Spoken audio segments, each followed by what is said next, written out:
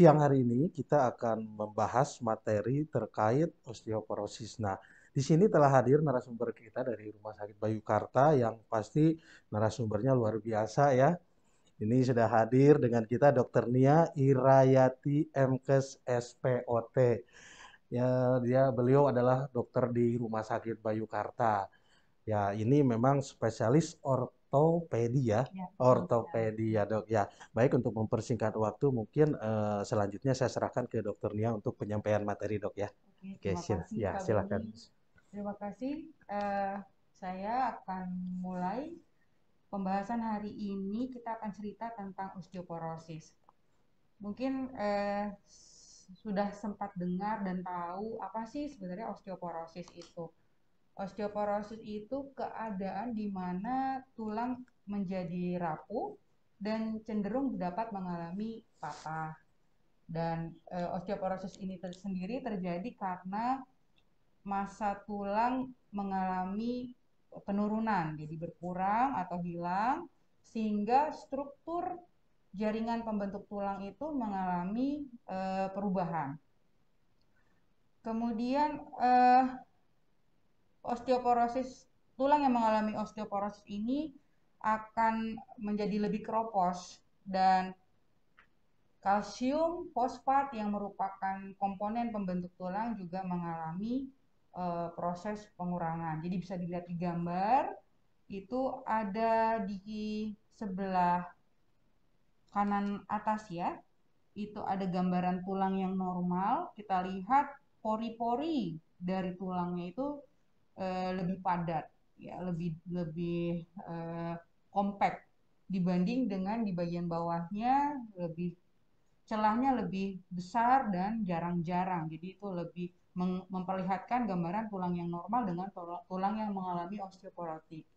Dan biasanya penurunan dari massa tulang dan komposisi akibat penuaan ini berjalan itu bertahap, diawali dari mulai usia 40 tahun, 50 tahun, 60 tahun, dan pada usia 70 tahun kita bisa melihat adanya bentuk badan yang lebih bungkuk akibat adanya osteoporosis.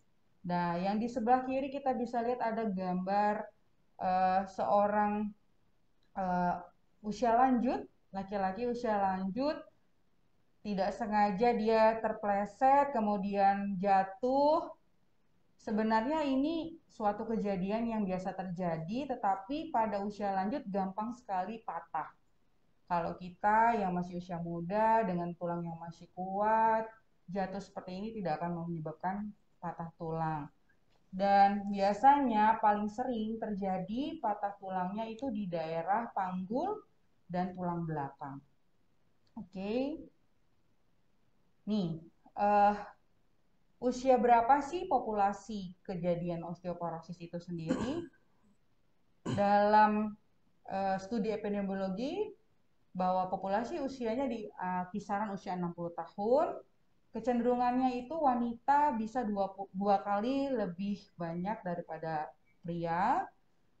Untuk Indonesia sendiri di tahun 2020 eh, angka terjadinya osteoporosis itu di sekitar 10,3%. Berarti 2 dari 5 penduduk Indonesia berisiko terjadinya osteoporosis.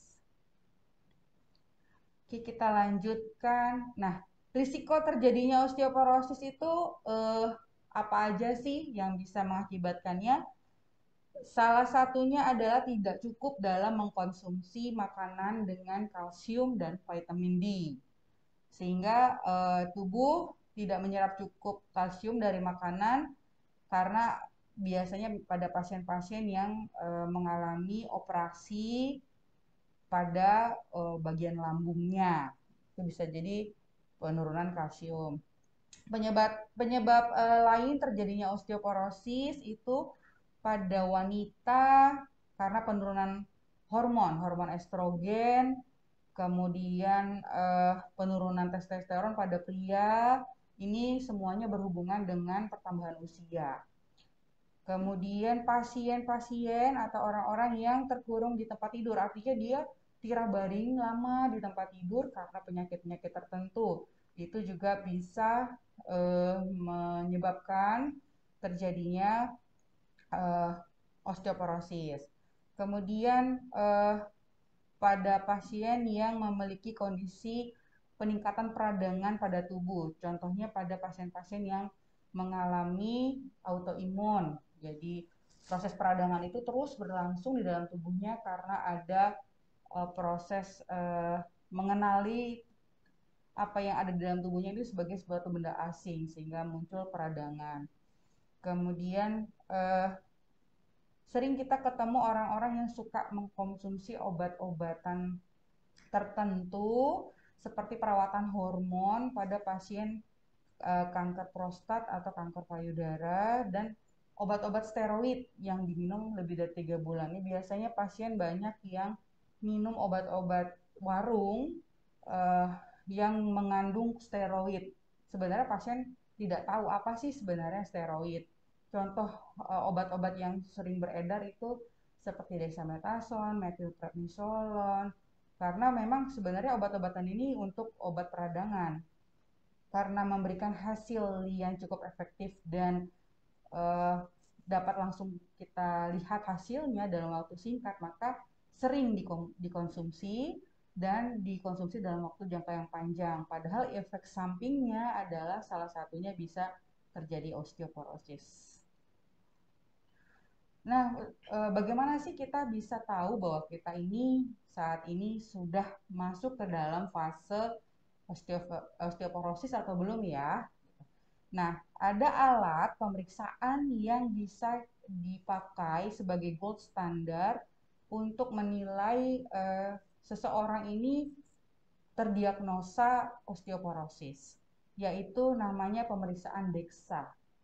Jadi pemeriksaan DEXA itu sendiri adalah pemeriksaan menggunakan sinar X-ray, sinar radiasi, tapi dalam jumlah yang rendah untuk mengukur mineral pada kepadatan tulang.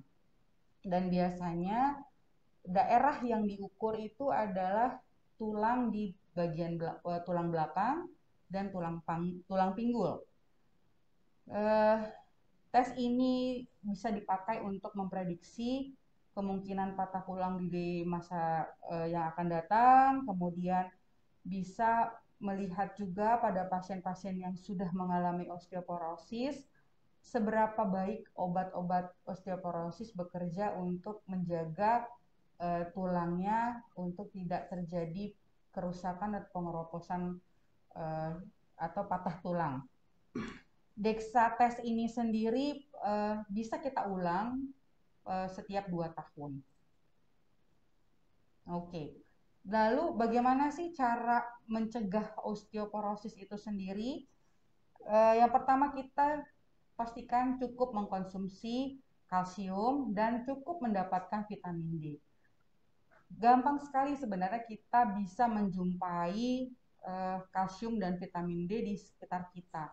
Dari makanan kita bisa jumpai seperti telur, kacang-kacangan, susu, keju, ikan. Itu merupakan salah satu komponen yang bisa kita makan yang mengandung kalsium dan vitamin D. Sebenarnya matahari juga bisa kita pakai sebagai negara yang tropis, kita punya matahari sepanjang tahun, kita bisa berjemur untuk mendapatkan cukup vitamin D. Tips lain untuk mencegah terjadinya osteoporosis yaitu dengan tidak merokok, kemudian berolahraga secara teratur, karena dengan kita berolahraga maka otot kita menjadi kuat, tulang kita juga akan ikut menjadi kuat. Kemudian hindari minuman beralkohol dalam jumlah yang besar dan tidak mengkonsumsi obat-obatan seperti steroid atau obat-obat hormon tanpa resep dokter. Jadi kalau dengan peresepan dokter maka itu adalah untuk pengobatan. Tetapi kalau di luar itu hati-hati, kita akan jatuh ke dalam suatu kondisi osteoporosis lebih awal.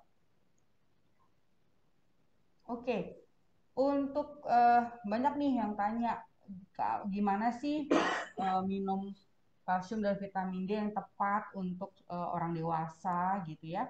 Untuk orang dewasa pada usia kurang dari 50 tahun, anjuran untuk kalsium itu adalah 1000 mg per hari, untuk vitamin D 400 sampai 800 international unit per harinya.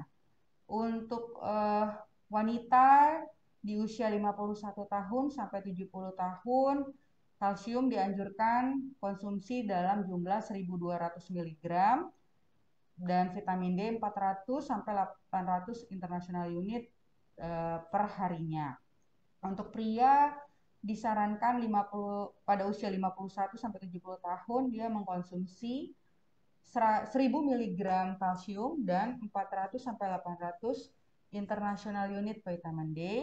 Sedangkan pada orang dewasa pada usia lebih dari 70 tahun diharuskan untuk mengkonsumsi 1200 mg kalsium dan 800 international unit vitamin D.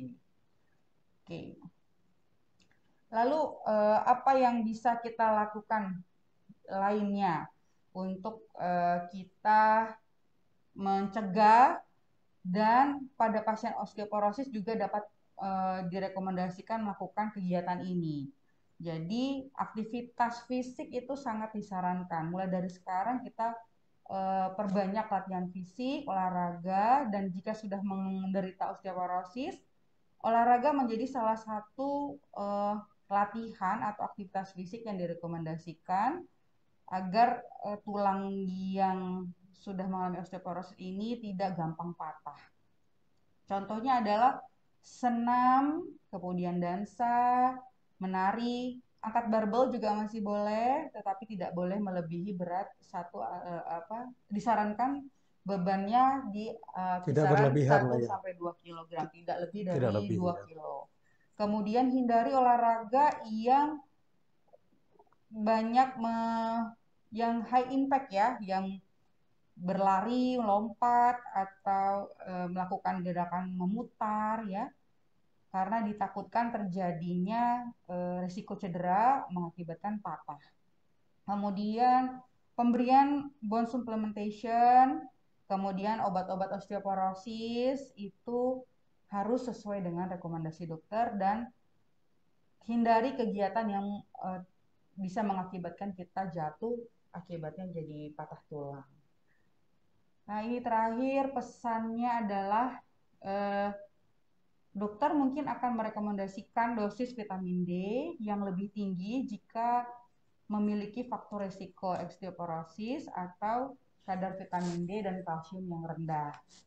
Kemudian memang penggunaan kalsium dan vitamin D ini pada beberapa kelompok ahli itu masih menjadi suatu pro kontra pada jumlahnya, seberapa banyak yang dikonsumsi. Tetapi pastikan juga kalau Anda mau mengkonsumsi suplementasi ini, maka berdiskusi dengan dokter Anda untuk bisa mengetahui dosis yang tepat sesuai dengan kondisi Anda pada saat itu. Kemudian obat-obatan dapat mengobati osteoporosis dan dapat mencegah risiko terjadinya patah tulang. Terima kasih, kira-kira itu Pak Beni. Mungkin ada yang mau Oke, terima bertanya. kasih dok untuk penjelasannya.